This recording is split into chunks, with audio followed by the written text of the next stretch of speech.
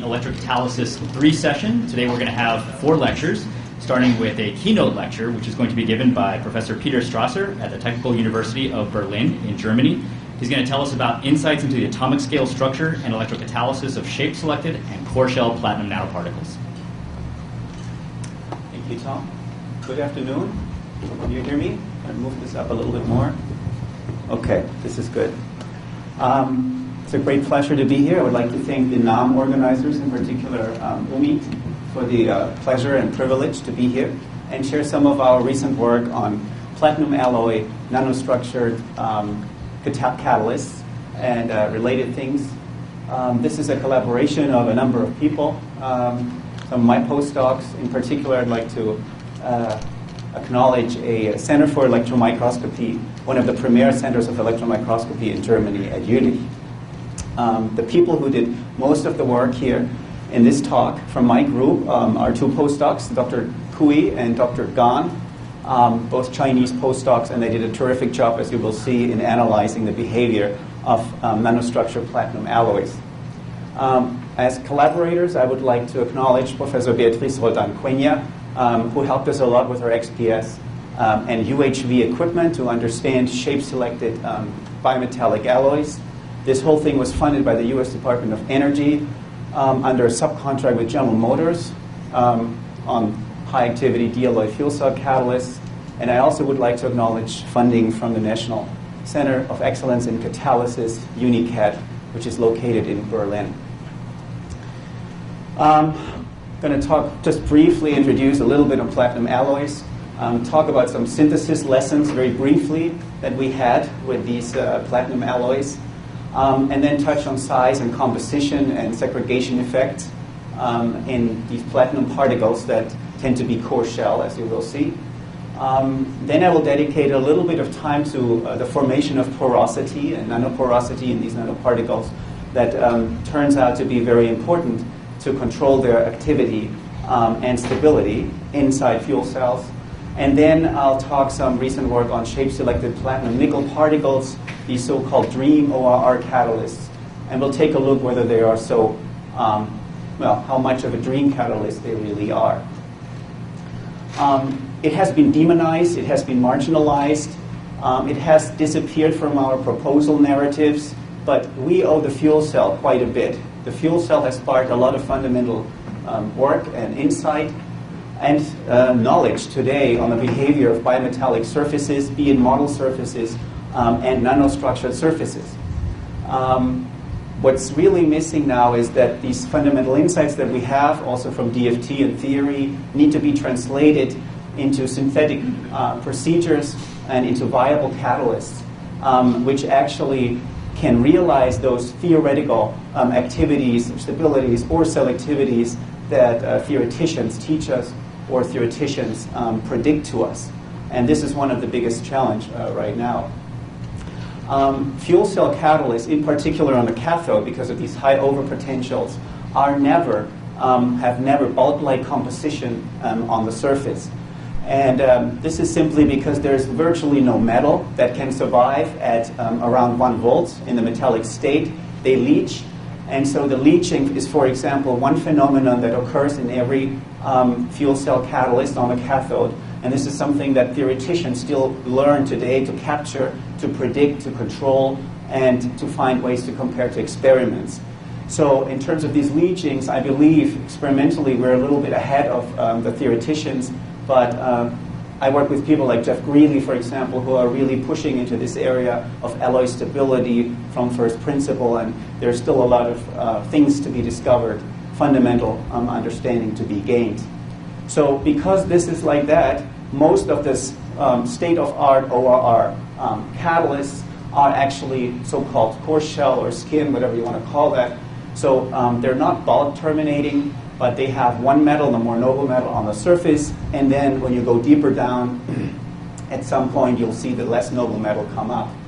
And many of you know these curves, this predicted and also, let's say, experimentally underpinned curve, the points of the experiments of the oxygen reduction reaction in a acidic electrolyte, platinum binding certain intermediates a little too strongly, And then you have the the kind of skin catalyst where you have a single metal overlayer of platinum on an alloy. You have these platinum monolayer catalysts where platinum sits on something else, which is not platinum. And you have this example of the single crystal DREAM single crystal surface platinum 3 nickel 111 with the highest OR activity known to date. And the question is, with this sort of extended model type knowledge, how can we go on and make nanostructured real catalysts that can bear out and realize these activities? Why are these good, and why are skins actually not too bad? The reason is that the underlayer can actually affect the surface in two ways, in a ligand electronic way and in a geometric strain way. And a few years ago we showed that actually this ligand effect is active up to maybe 2 or 3 layers. And then when you go above, it's the geometric effect, compression or tensile strain, which can still affect the surface of these alloys.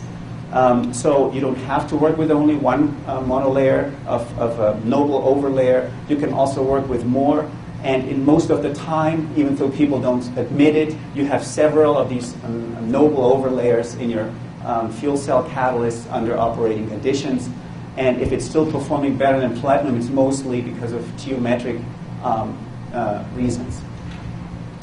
So we're basically looking, when we want to design, make these things, and investigate at core shell catalysts with a noble overlayer. And there's various ways how you can synthesize these things. The most obvious one is that you start with a pure solid particle of one type, and then you deposit metal number 2 on it in a stepwise sequential way. This would be this arrow. Radoslav Ajic from Brookhaven, he actually used a very specific electrochemical thing, a reaction called under potential deposition of copper, where he deposits a monolayer of copper and then replaces it electrolyzed with a noble metal, and you can make this. Markovic and Stamenkovic have put forward a way to thermally basically segregate a noble metal layer from an alloy and create these kind of structures thermally, most likely in their thermodynamic most stable state. There were other people who used adsorbing and strongly adsorbing reactive gases like CO in order to turn a homogeneous alloy into a core shell particle. And we have worked in the way of starting with a homogeneous alloy and then electrochemically leach or chemically leach the less noble metal in order to arrive at that structure. So let me start with some lessons very briefly that we learned when we made these supported metal nanoparticles. One example is the copper and one is the nickel. When we started out with this work many years ago, actually we impregnated and we thermally annealed these particles like you would do in an industrial setting.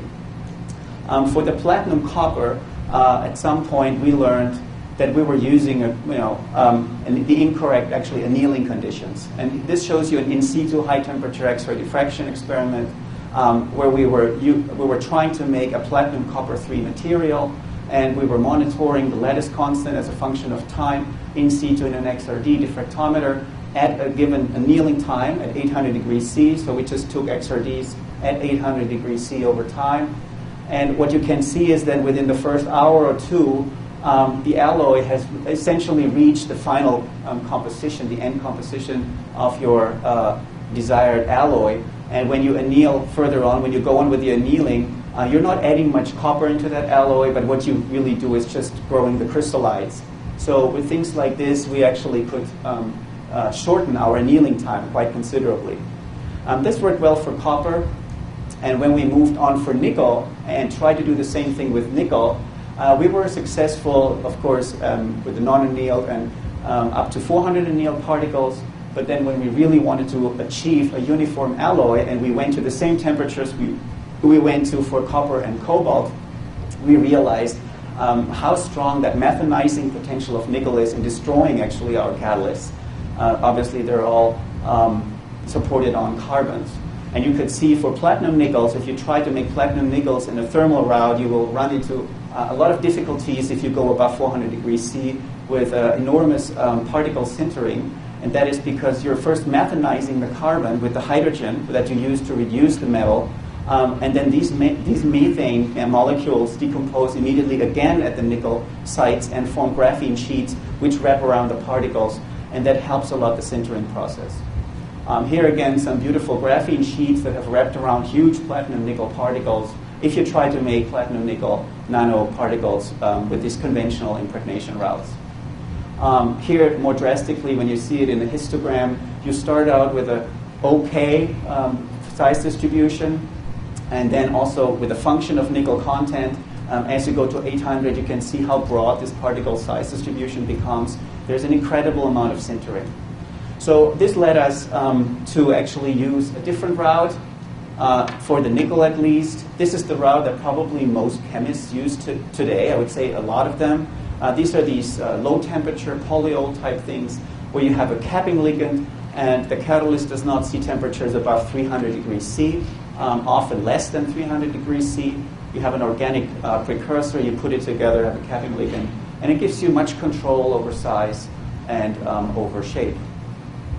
So let me touch a little bit upon the effect of size and composition of these core shell particles. I'm staying with this example of platinum nickel, and here we prepared a platinum nickel 1-to-1, a 1-to-3, and a 1-to-5. We prepared them unsupported, then put them on the carbon, and here you see Eales cross sections of these particles, and you see red is platinum and the nickel line is in green. And the reason why we choose so much nickel is, when you think back of the previous graph, we would like to save platinum. So we would like to have a platinum shell after dealloying, after leaching, sitting on a very platinum poor core in order to get a mass activity benefit, or to maximize our mass activity benefit in these particles. As you can see, these Eales scans indicate that we have achieved a fairly homogeneous alloy with using these low temperature materials. And since we reduce first and then we put on the carbon, we do not have any problems with eating away the carbon or destroying the carbon structure or our BET of the carbon. So then, using that, we basically went into our leaching and dealloying approach, where we chemically or electrochemically removed a portion of our nanoparticle in order to create the core shell structure. And this is where we observed one unusual thing, made an unusual observation. So here I'll show you a platinum nickel 3 particle with a distribution of nickel across the particle and with platinum, fairly homogeneous.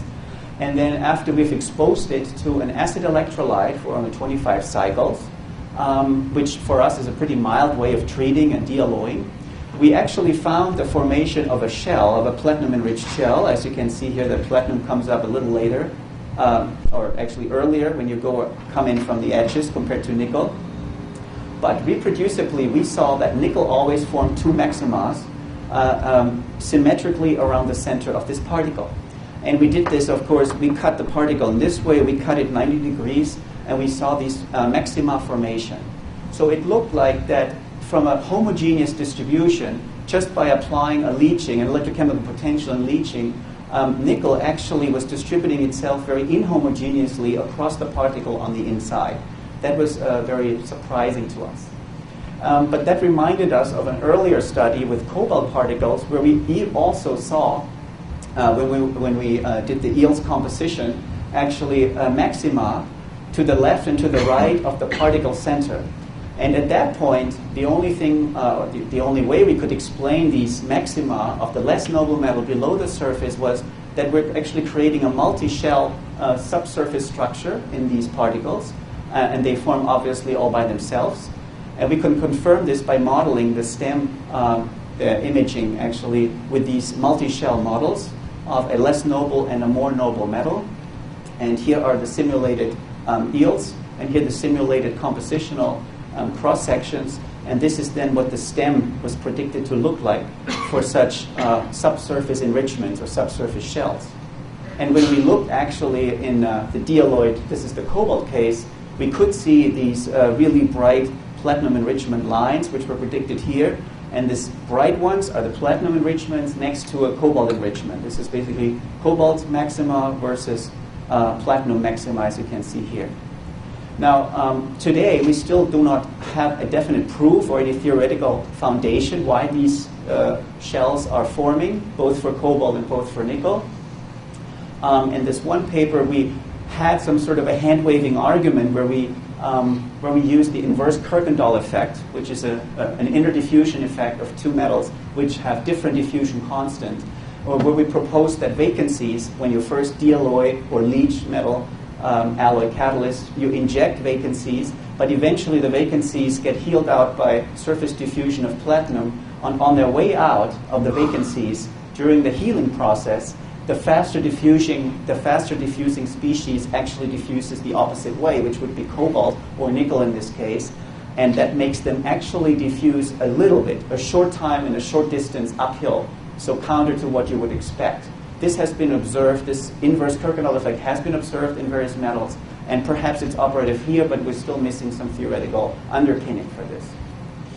Let's get back to core shell structure and how the composition actually affects the size and the activity of these particles. Here are the core shell structures of platinum nickel 11, 13, 15. You see these maxima forming at 1,3 and 1,5. You don't see it yet at 1,1. So there's also a composition effect in this. So what we did to analyze this, we actually defined the point when nickel has reached 10% of the platinum yield signal. We defined this as the end of the platinum shell. And we were able to basically evaluate these for many particles, the thickness of the platinum shell, the concentration of the nickel in this enriched shell, and its distance from the surface. And we're trying to correlate this with the activity of the particles. So what we found is that as you increase the initial nickel content, of course you would expect that you're leaching more and more nickel out because it's more and more nickel richer. However, we found that the platinum shell going to more and more nickel first increases but then decreases again of these particles. So versus the bulk concentration of nickel at the subsurface shell is also first increasing and then decreasing. It shows a maximum. And that actually correlates with the activity. The activity of nickel is going up first. This is the maximum, and this goes down. So it's not just the thickness of the platinum shell, but of course the combination of the nickel concentration in the subsurface layers and the thickness of the shell, which contribute to the strain and therefore to the activity of these dealloyed catalysts. If you look at the ORR activity of these dealloyed 111315, the 1,3 has the highest mass and intrinsic activity, and then you go down. This is about a factor of 6 to 8. That's already a very good value. Next thing was the impact of size of these particles. When you have a synopsis of many particles of different sizes, you can see that the morphology is highly dependent on size. For example, here, if you go high enough, you will always find these very porous particles, be it nickel, be it cobalt, be it copper. This was another study where we found that there is actually a certain critical size at which a solid core shell particles turns into so-called multiple core shells, where multiple cobalt enrichments, however not spherical, exist underneath the surface and can locally basically induce strain on the surface and locally modify the electrochemical activity. It's another critical size of these particles, and that critical size dependent on the metal that you use. You see the onset of crevices, of pores, of highly, let's say, three-dimensional dealloyed structures. And that was actually associated with the enormous loss of the less noble metal. Much more loss was observed here than for these two morphologies. When you think about, or when you look at the corrosion literature, what does this porosity formation and morphology depend on? You will learn that it's essentially just the dissolution rate of the less noble metal and its rate compared to the rate of the surface diffusion, which determines whether a particle will stay a solid core shell particle or a porous particle.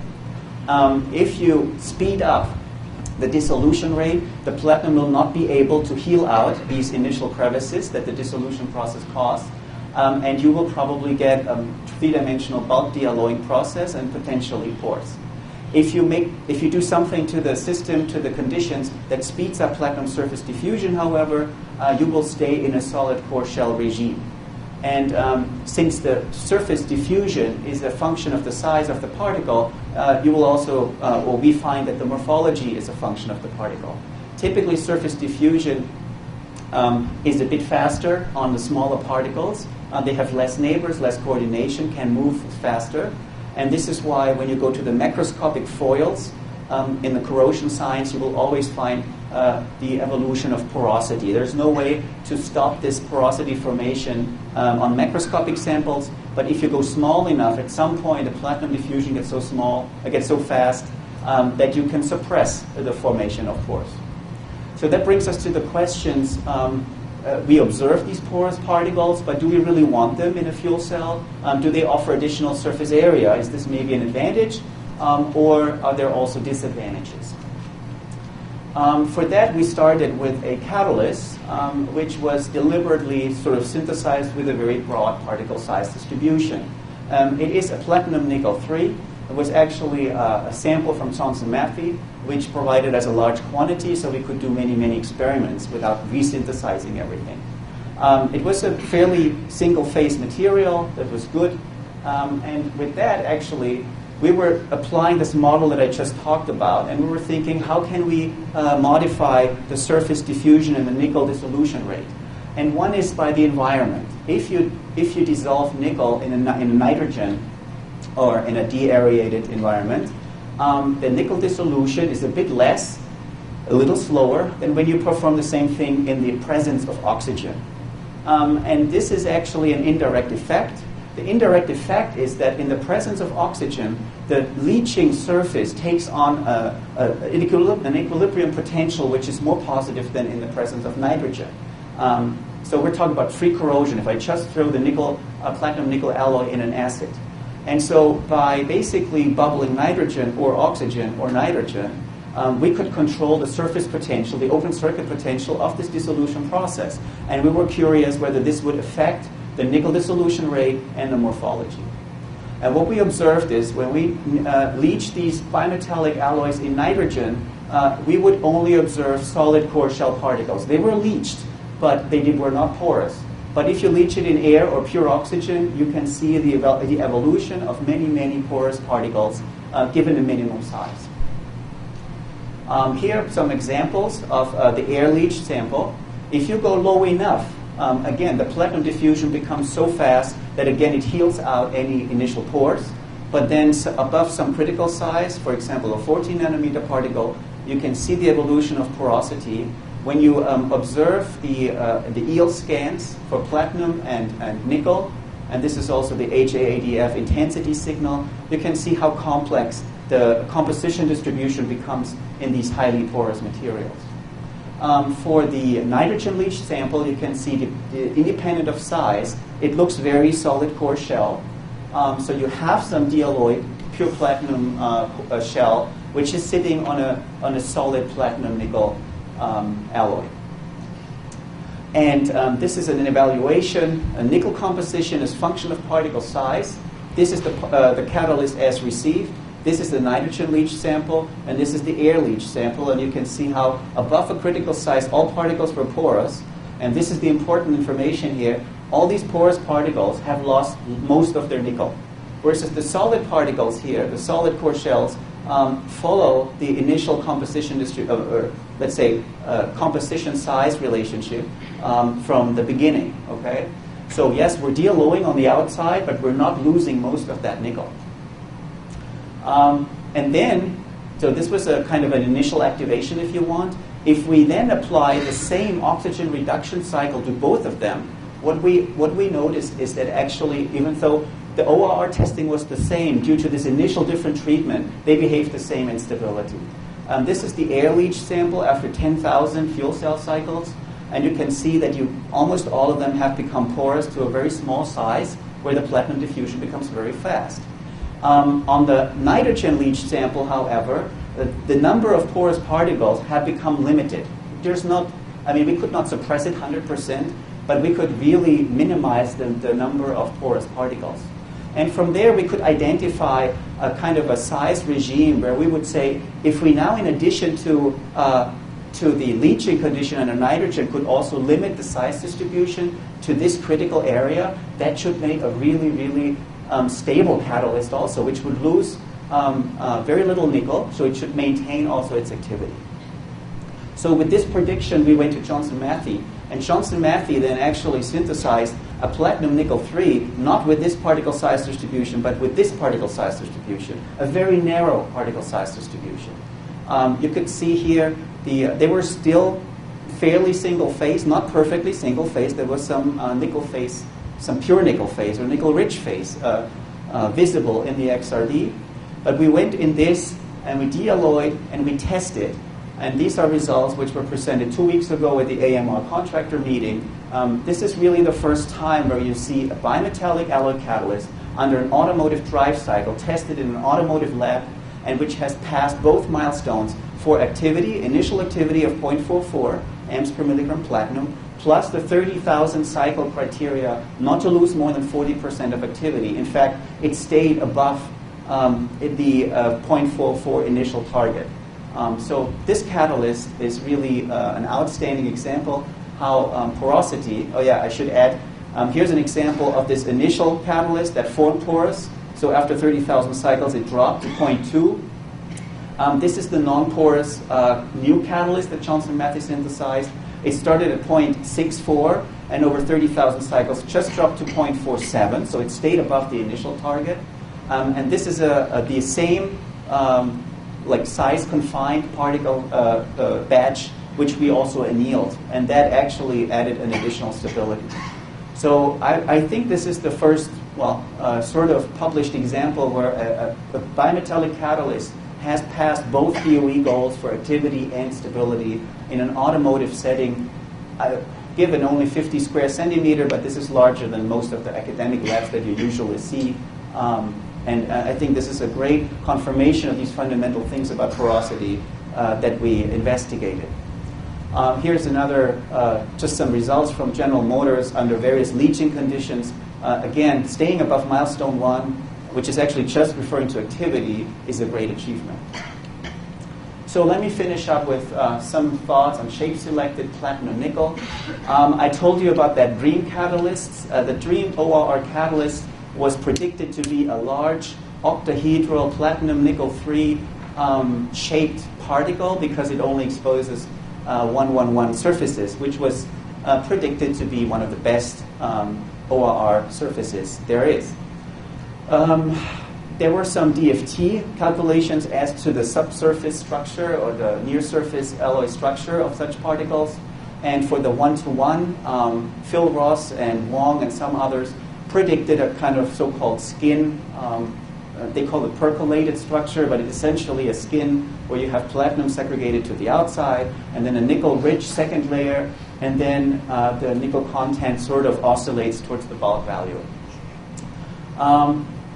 We resorted, in order to make those structures, to a more autoclave type system, so a solvothermal, still a solvothermal method, however under increased pressure. And we used platinum nickel and platinum akak and nickel akak. However, in this method that we used, we did not use any capping ligand, but used basically DMF as a solvent, capping ligand, and reducing agent all in one. And if you put platinum akak and nickel akak in the autoclave with DMF and wait for a little while, you get beautiful platinum nickel octahedra. And we also learned over time how to control the composition properly. So we made a platinum-rich, a 1-to-1, and a nickel-rich of these octahedra. These octahedra, as you can see here, I mean, they were not perfect all the time. The platinum-rich ones showed this familiar platinum enrichment near the surface in the 111 zone direction, and scanned along the 110 direction. The 1-to-1 showed some nickel enrichment here on this side. And the nickel-rich one actually, interestingly, showed a very strong nickel enrichment, not near the center of the particle, but near the facets. And this was interesting and unexpected, given the only prediction we found in the literature. Obviously, the previous one was a thermodynamic prediction, and this is much more of a kinetically controlled structure. But nonetheless, our finding actually suggested that we have the nickel preferably segregates near the center of the facets, whereas the edges and the corners are all platinum rich.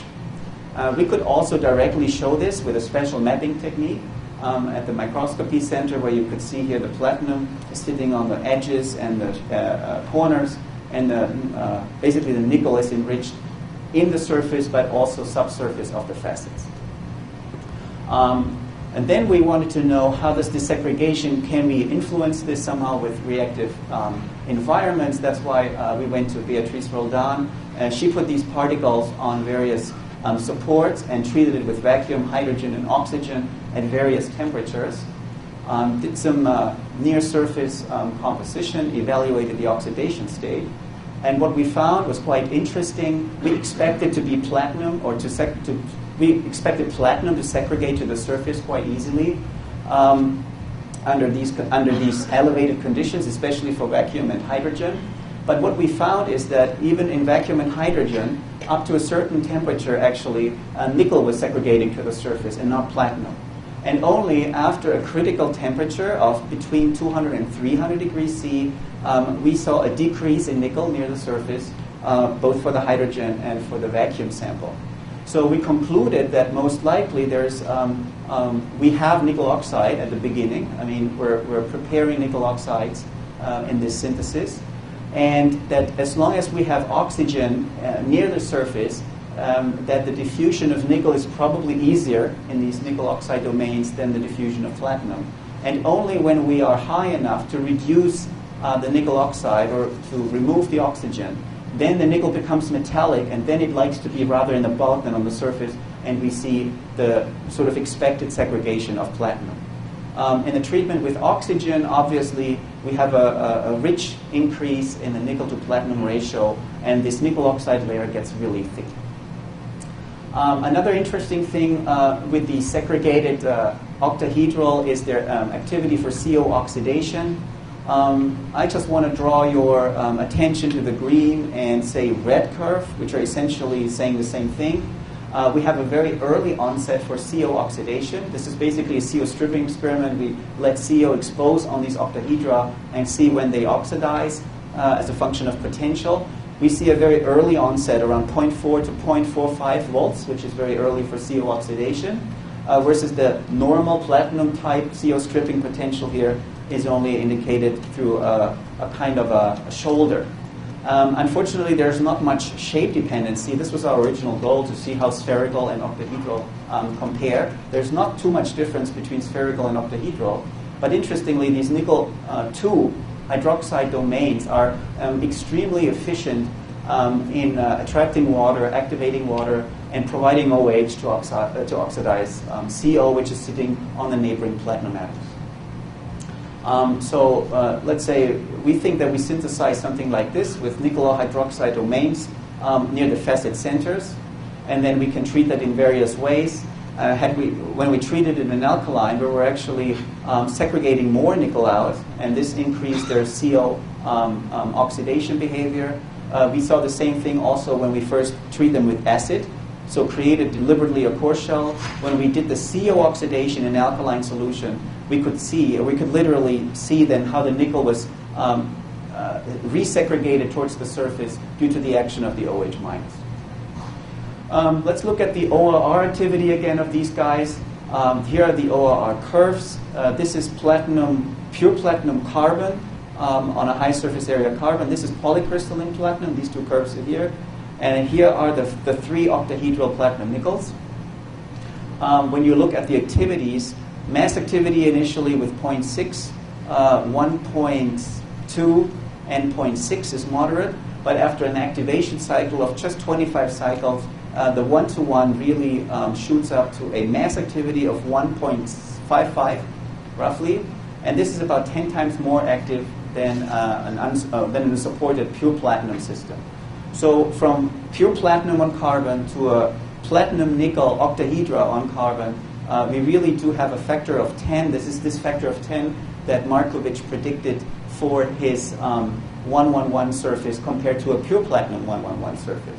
So we think we're coming close to this theoretical limit with this octahedral catalyst. However, we also noticed that our structure is everything but a skin that Nenad was predicting or reporting in his annealed platinum nickel surface.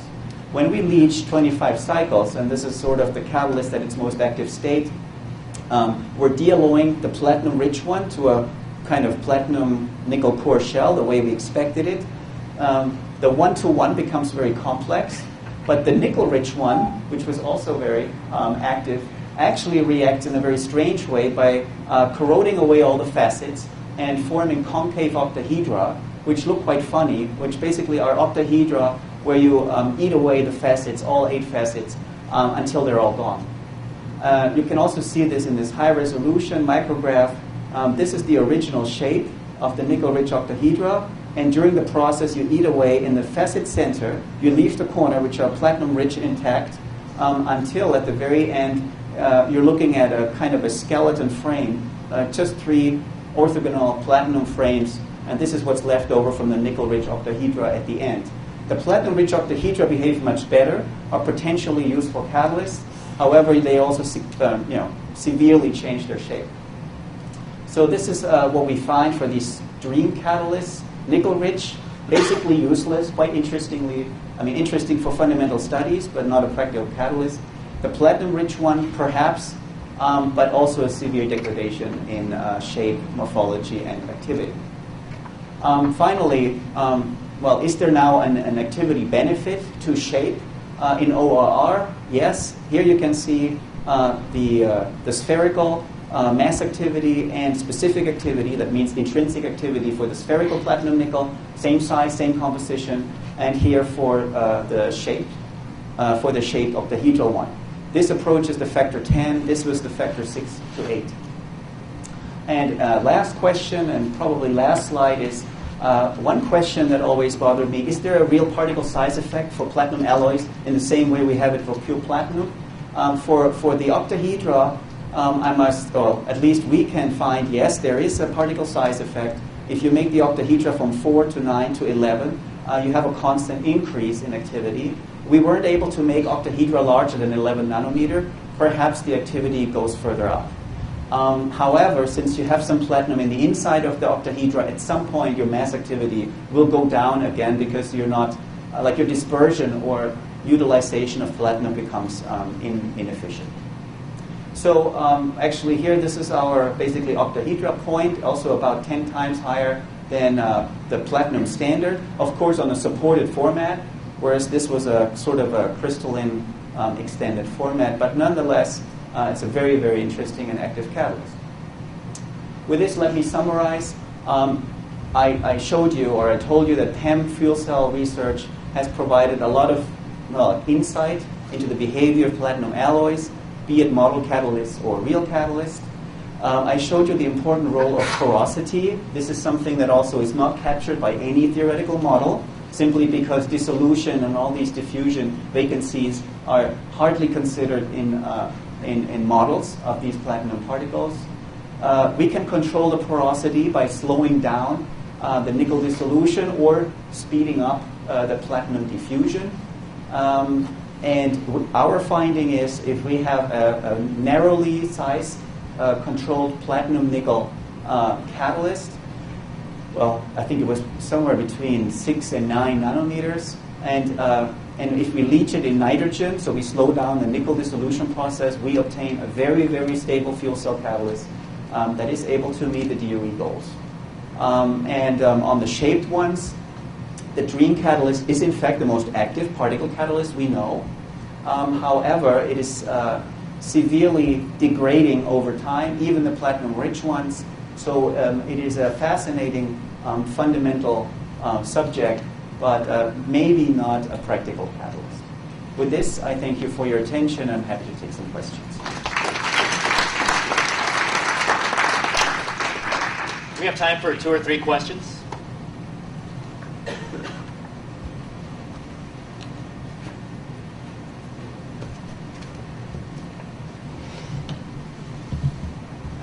That was very interesting.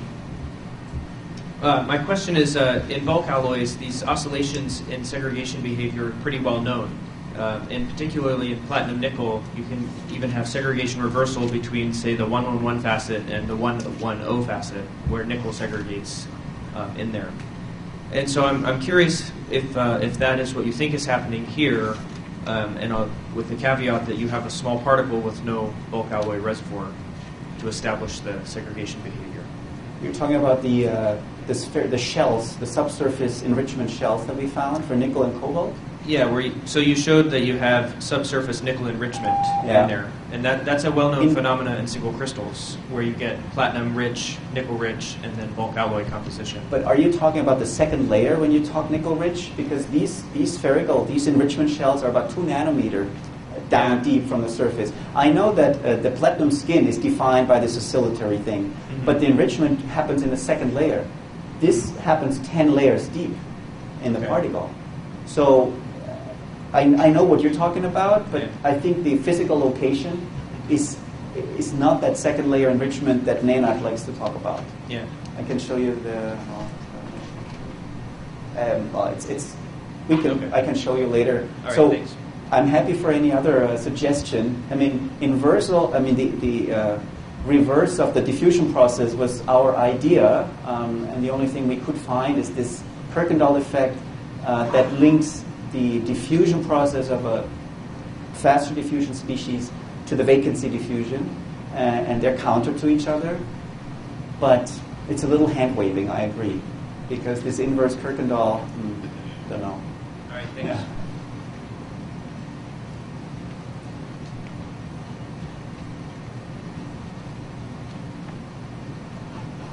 Just a question about the units of the way you calculated the area to get this factor of 10 increase after the leaching. Did that take into consideration the increase in area that comes with the leaching? Yes. We have both mass activity and intrinsic, which is surface area normalized. Yeah, that's the one. That surface area is an electrochemically accessible surface area through CO absorption. Measured after the leaching. Yes, of course. Yes. The back.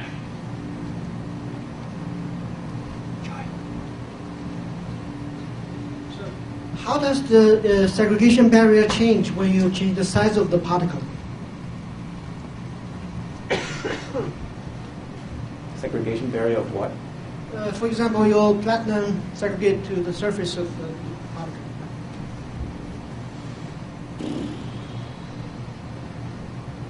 Well, it's a good question for a theoretician, right? Okay, I don't have a good answer for you right now. You're talking about the segregation perpendicular to the surface, obviously. Or interdiffusion to the bulk. Or diffusion into the bulk. Well, if it's a question of coordination, perhaps it's going a bit easier for smaller particles, but that's just a guess from an experimentalist. Have you seen any effect, for example, when you change the temperature? At what temperature the segregation starts? Oh, we didn't do any change in temperature or study in temperature.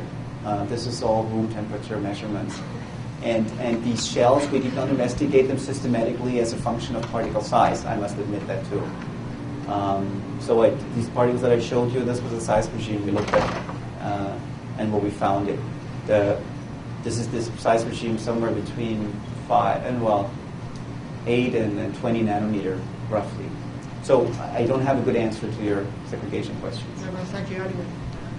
Okay, with that, I think we're out of time. Let's thank Professor Strasser for a beautiful talk.